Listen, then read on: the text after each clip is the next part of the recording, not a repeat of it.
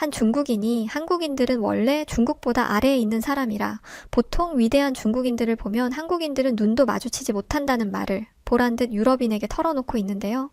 하지만 그녀 앞에 이현정이라는 한국인 여성이 등장하고 상황이 묘하게 흘러가기 시작했다고 합니다. 과연 이 유럽 여성에게 무슨 일이 있던 걸까요? 안녕하세요. 저는 이탈리아의 한 광고 회사에서 광고 기획자로 10년간 재직하다가 중국을 거쳐 현재는 한국의 글로벌 광고 기업을 담당하며 이탈리아에서 기획 일을 하고 있는 모니카입니다.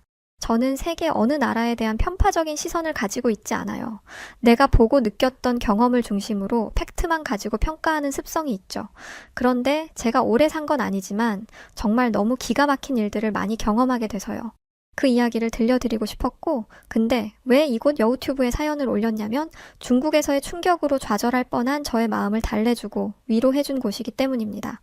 제가 다니던 광고 회사는 특성상 글로벌적인 트렌드와 이슈를 잘 파악하고 있어야 하고 다양한 사람들과 어울리며 언제든 기회가 생길 수 있는 분야이기 때문에 해외 파견이 잦은 직무라고 할 수 있는데요. 그렇기 때문에 광고쟁이 생활 10년을 채운 후에 저도 그 문제에 중국으로부터 초청을 받아 새로운 생활을 꿈꾸게 되었습니다.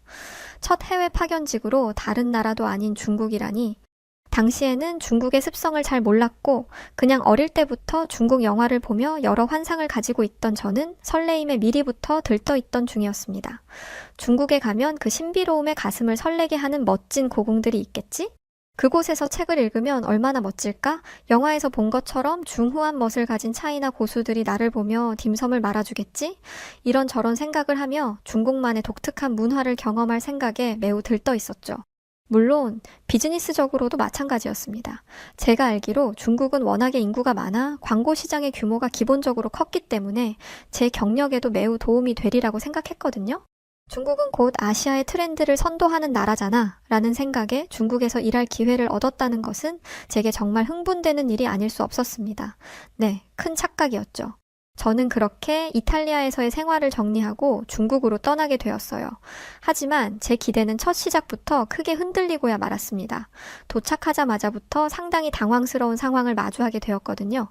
공항에서 내리자마자부터 저는 수도 없이 많은 새치기 장면을 목격해야만 했습니다.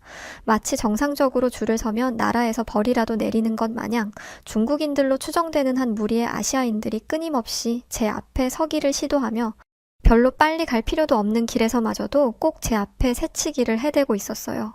웃음이 나올 지경이었죠. 내가 외국인이라 그런 걸까 싶었지만 여기까지는 그럴 수 있다 생각하려 애를 썼어요. 그리고 이윽고 공항에서 나와 택시를 타려고 했는데 이번에는 또 갑자기 정신없이 손을 들고 막무가내로 다가오며 저에게 이런저런 금액을 제시해대는 중국 택시 기사들 때문에 정신을 차릴 수가 없었습니다. 그들은 제가 말을 못 알아듣는 것 같자 이상한 영어를 섞어가며 제게 화를 내기도 했는데 심지어 그중 한 명은 제가 대답이 없자 갑자기 제 가방을 들어서는 무작정 자신의 차에 싣기도 했죠. 이탈리아에서 이런 일은 가방을 훔쳐가겠다는 거나 마찬가지였기 때문에 화들짝 놀란 저는 그에게 영어로 쏘아붙이며 소리를 질렀어요. 그런데 그 뻔뻔한 중국 택시기사는 그제서야 어색한 미소를 지으며 장난이었어 라는 말로 상황을 무마하려고 하더군요. 저는 그에게 불같이 화를 낸 후 짐을 되찾아서 그나마 그 중에 가장 믿음직스러워 보이는 택시기사에게 다가가 간신히 택시에 올라탔습니다. 택시만 탔을 뿐인데 벌써 완전히 진이 빠져버린 상태였죠. 택시를 타고 호텔로 향하던 중 저는 피곤에 지쳐 깜빡 잠이 들고 말았어요. 그러다 잠이 깼을 땐 한참의 시간이 흐른 뒤였죠. 아직도 왜 도착을 못했지? 라는 생각에 주변을 둘러보다가 택시기사에게 말을 걸었는데 어이없게도 중국 택시기사는 제가 자는 동안 깨울 수 없어 계속 주위를 빙빙 돌고 있었다고 해맑게 웃으며 대답하더군요. 아니 이럴 수가 있나요? 그럼 내 돈을 길에 버렸단 소리잖아요. 하지만 뭘 어쩌겠습니까? 그래, 잠든 내가 잘못이다. 하는 생각과 함께 저는 한숨을 쉬며 비싼 돈을 주고 택시에서 내릴 수밖에 없었습니다. 정말 벌써부터 질리는 기분이었지만 그래, 초행자는 누구나 그럴 수 있지 하는 생각으로 스스로를 위로하며 숙소에 올라갔습니다. 하지만 그때까지만 해도 알 수 없었죠. 이 또한 그저 시작일 뿐이었다는 것을 말이죠. 자, 본격적으로 시작해볼까요? 우선 중국에서의 생활은 제가 예상했던 것과는 전혀 달랐습니다. 우선 언어의 장벽이 생각보다 너무 컸어요. 저는 비즈니스 영어로 대부분의 업무를 처리할 수 있을 것이라 생각했지만 현지에서는 중국어를 기본적으로 요구하는 상황이 많았습니다. 기본적으로 평상시 사용하던 구글 접속도 불가능해서 늘 이용하던 구글 번역기를 사용할 수도 없었죠. 인터넷 제약이 많다 보니 눈을 가린 사람 된 느낌이었어요. 또 중국인들은 회사에서 중요한 회의를 하다가도 노란 머리에 파란 눈동자를 가진 저를 두고 쑥덕거리며 비웃는 일도 많았습니다. 중국인들은 원래 이렇게 무례한 건가 싶었지만 지내다 보니 이건 아무것도 아니더군요. 업무 자체가 원활하게 돌아가질 않았어요. 저는 지금까지 태어나 일하면서 이렇게 시끄러운 사무실은 처음이었습니다. 사무실 한쪽 귀퉁이에서 틱톡인가 뭔가 한다며 춤을 추지 않나, 목소리는 어찌나 큰지, 중국인 직원 2명이 사무실에서 통화를 하면 귀가 찢어질 만한 중국어들이 제 귀를 찔러댔죠. 더 끔찍하고 참기 힘들었던 건 바로 식사 시간인데요. 정말 식사 시간은 고역 그 자체였습니다. 그들은 밥을 먹을 때 마치 동물처럼 너무 많은 소리를 내곤 했어요. 우적우적거리며 음식을 씹고 후루룩거리며 국수나 국물을 먹고는 했죠. 거기에 큰 소리로 떠들어대는 중국인들 대화 소리까지. 저는 이러한 소리 때문에 식사 때마다 노이로제에 걸릴 지경이었어요. 심지어는 개인 젓가락과 수저로 공동으로 같이 먹는 음식을 마구 뒤적거린다거나 한 입 입속에서 나온 수저에 밥풀이 잔뜩 묻었는데 그 수저로 탕과 같은 공동으로 먹는 요리에 담가서는 마구 휘젓는 탓에 수저에 붙은 밥풀이탕에 동동 떠다니기까지 했죠.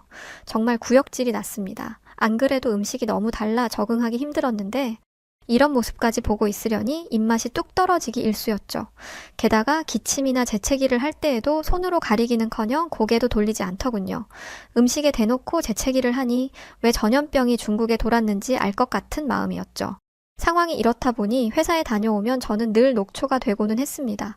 너무 정신적으로 피로해 아무것도 할 수가 없는 지경이었죠. 결국 저는 회사 사람들에게 아프다고 대충 둘러대고 당분간은 혼자 도시락을 먹기로 마음을 먹었습니다. 그래서 마트에 장을 보러 갔죠. 어차피 음식도 잘 맞지 않았기 때문에 혼자 해먹는 게 더 낫겠다 싶기도 했었고요. 그런 생각에 마음을 놓고 마트에 간 저는 그곳에서 또 한 번 경악을 하고 말았습니다. 동네에 작은 마트를 간 탓이었을까요? 처음 들어섰을 때부터 느낌이 조금 이상했습니다. 매장 안은 무지막지하게 혼잡했고 통로가 너무 좁아 사람들과 계속 부딪혀야만 했습니다. 카트를 밀며 지나갈 때마다 다른 손님들과 거의 몸싸움을 하듯 밀쳐지는 상황이 이어졌죠. 이탈리아에서는 보통 널찍한 통로가 있어서 비교적 자유롭게 쇼핑할 수 있었지만 중국 마트는 그야말로 전쟁터 같았어요. 사람들은 어찌나 많고 중국인들은 뭔 말들이 그렇게 많은지 사무실이든 마트든 길이든 어딜 가든 중국인들의 고성과 시끄러운 대화 소리에 노이로제가 걸릴 것 같았죠. 하지만 진짜 괴로운 건 따로 있었어요.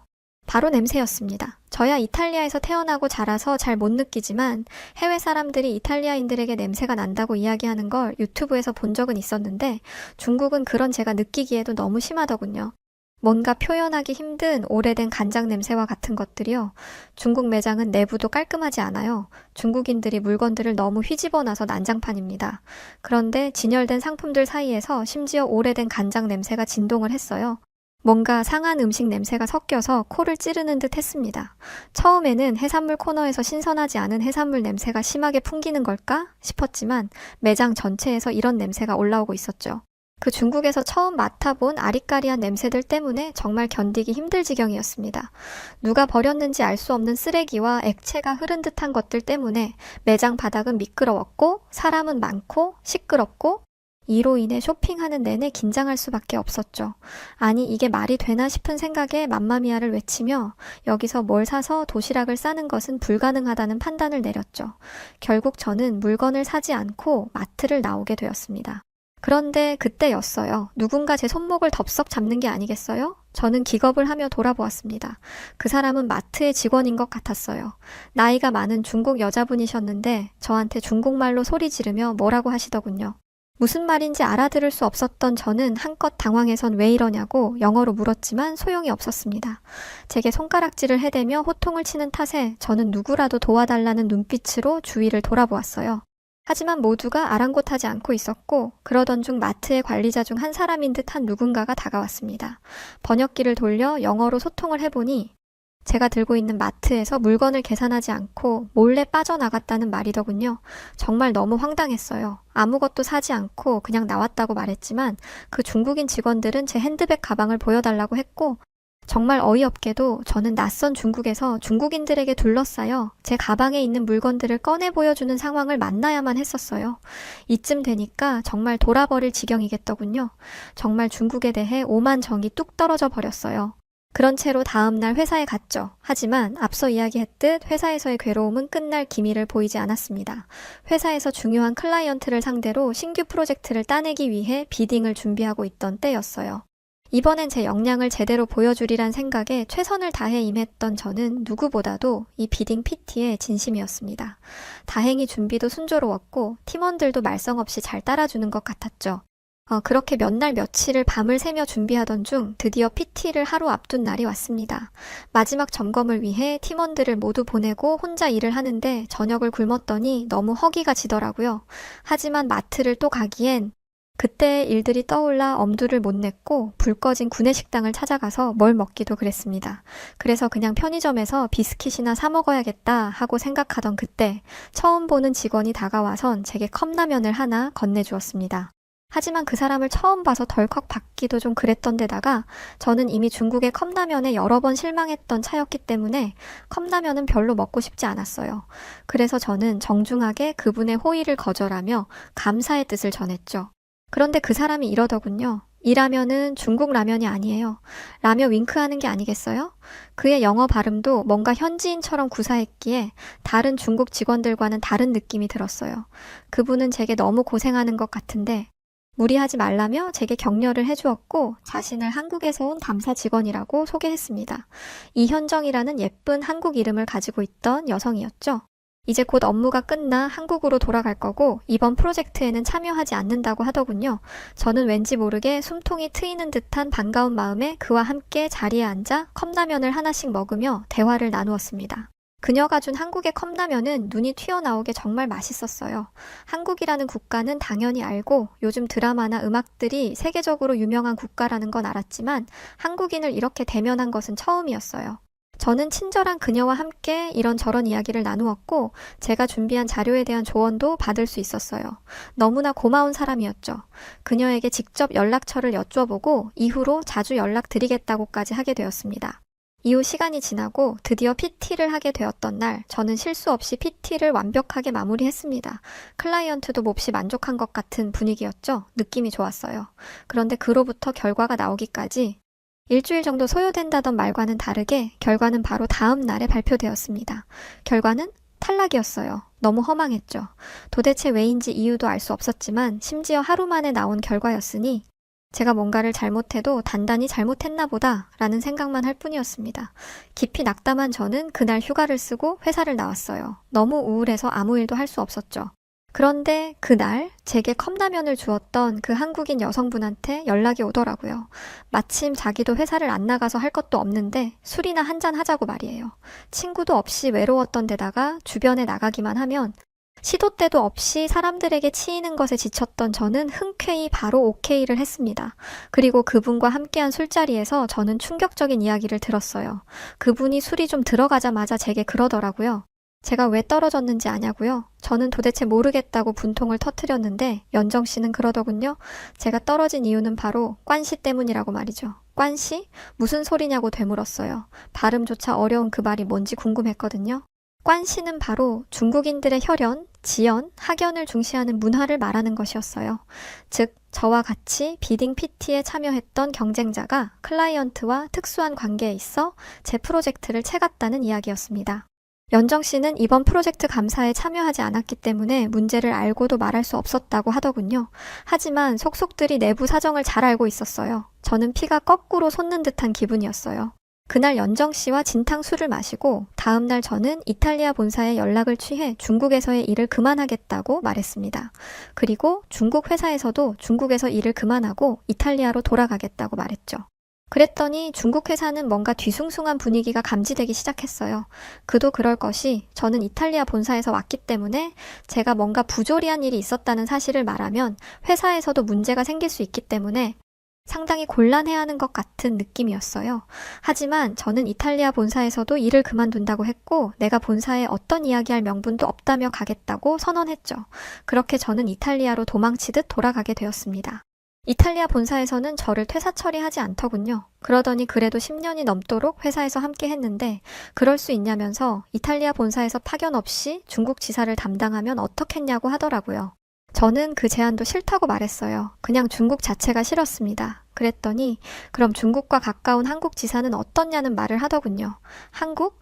저는 한국이라는 말을 듣자마자 연정 씨가 생각났어요.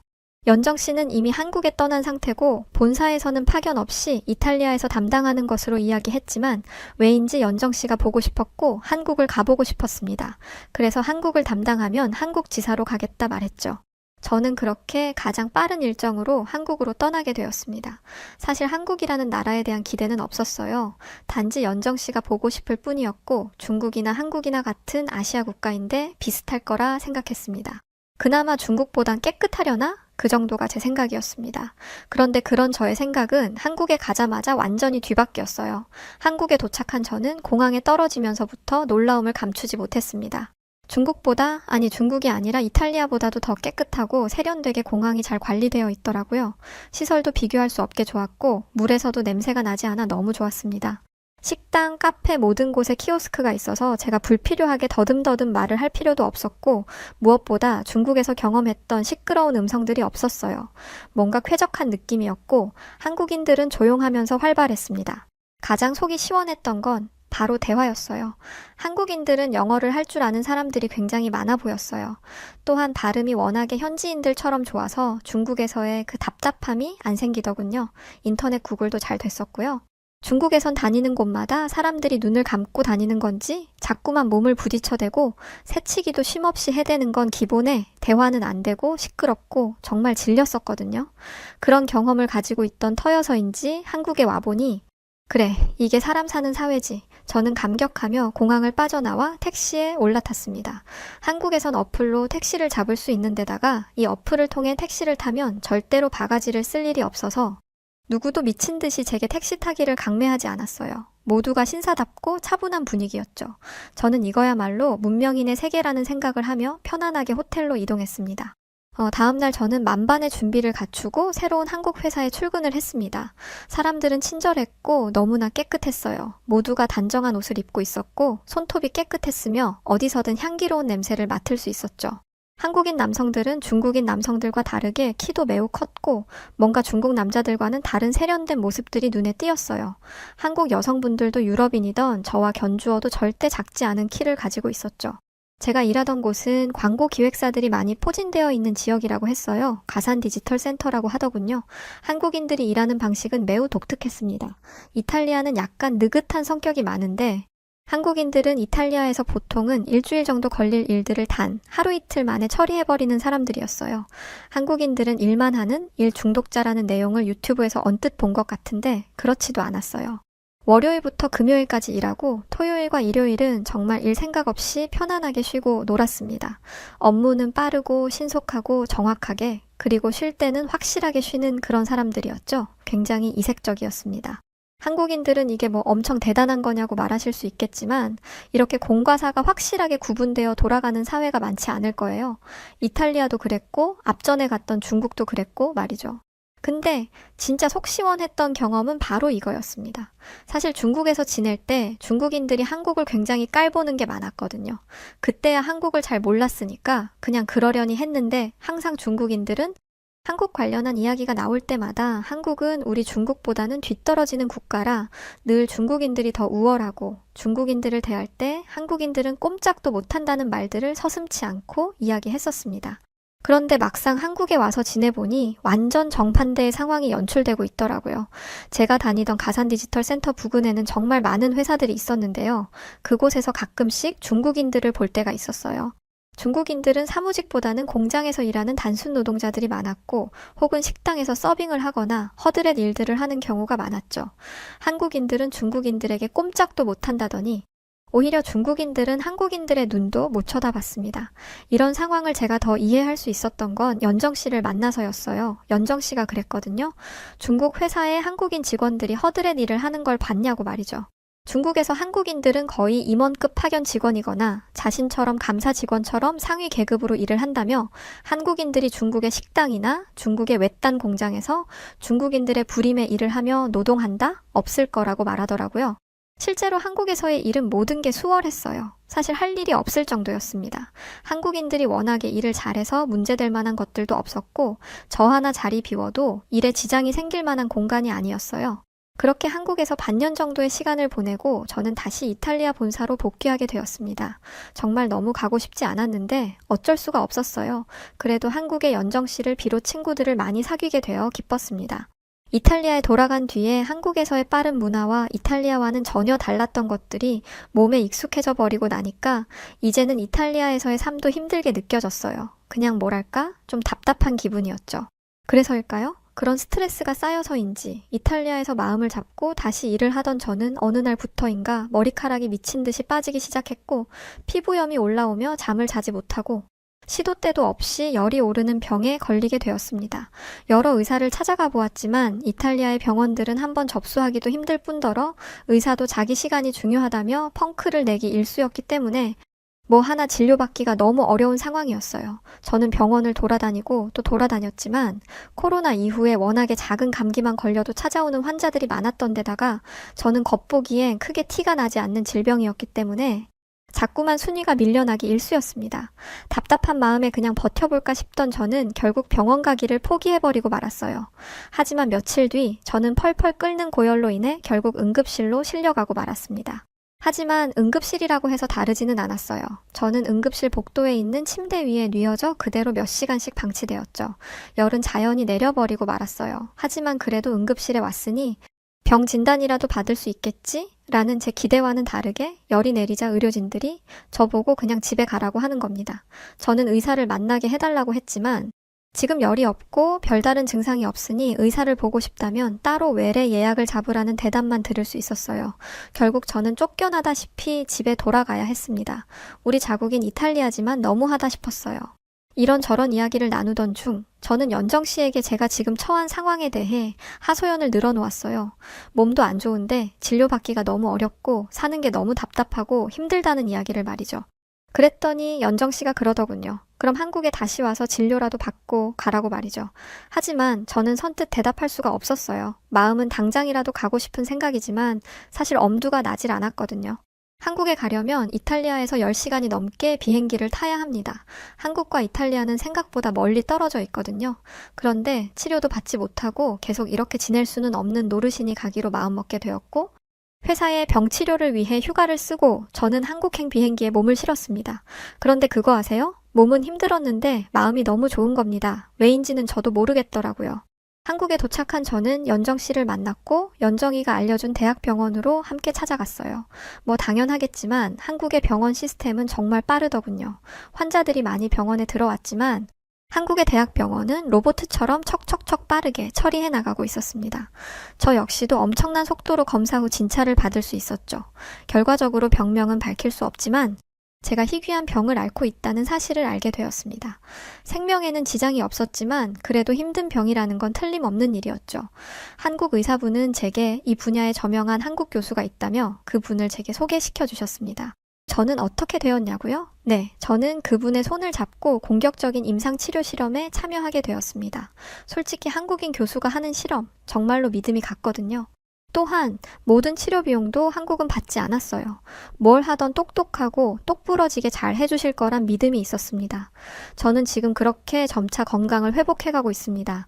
아직 완전히 낫진 않았지만 병원에서 보내고 지냈던 한국에서의 삶이 불편하거나 하지는 않았어요. 내가 만약 이탈리아에 계속 있었다면 아마 병명도 모르고 증상으로 힘든 삶을 살아갔을 거예요. 하지만 한국에 와서 밝힐 수 있었으니까요. 지금은 이탈리아에서 평범한 삶을 살고 있는데 지금도 저는 하루에 한 번은 꼭 한국인 친구들과 채팅도 하고 연락하며 지냅니다. 그런데 어떻게 이런 저의 이야기를 안 들려주고 싶었겠어요. 다음 달에 한국인 친구들이 저희 이탈리아에 오기로 했는데 한 달이 언제 지나나 하는 생각만 머릿속에 맴돌고 하루빨리 한국인 친구들을 만나고 싶은 마음이 굴뚝 같아요. 기다리다 지쳐 이렇게 사연도 보내보고요. 한국은 이제 제 삶에서 절대 지울 수 없는 각별하고 특별한 존재가 되었답니다. 중국은 이야기도 하지 말고요. 정말 지금 생각해도 끔찍하거든요. 여하튼 언제나 고마운 나라 한국, 영원히 함께하고 싶습니다. 네, 오늘 사연 이렇게 끝났습니다. 아주 많은 경험을 하셨네요. 솔직담백했던 이야기들이 그대로 전달되는 것 같아서 재밌게 들었습니다. 한국인 친구분들과 남은 삶 언제나 행복하시길 응원드려요. 자, 그럼 오늘 사연은 어떠셨나요? 요즘 날씨가 많이 쌀쌀해졌어요. 우리 사랑하는 구독자분들 모두 감기 걸리지 않게 조심하시고요. 구독과 좋아요 부탁드리고, 그럼 지금까지 여우튜브 송은지였습니다. 영상 모두 시청해주셔서 진심으로 감사드리고, 저는 더 재밌고 즐거운 사연으로 찾아뵐게요. 그럼 늘 고맙고 언제나 사랑합니다. 당신만의 여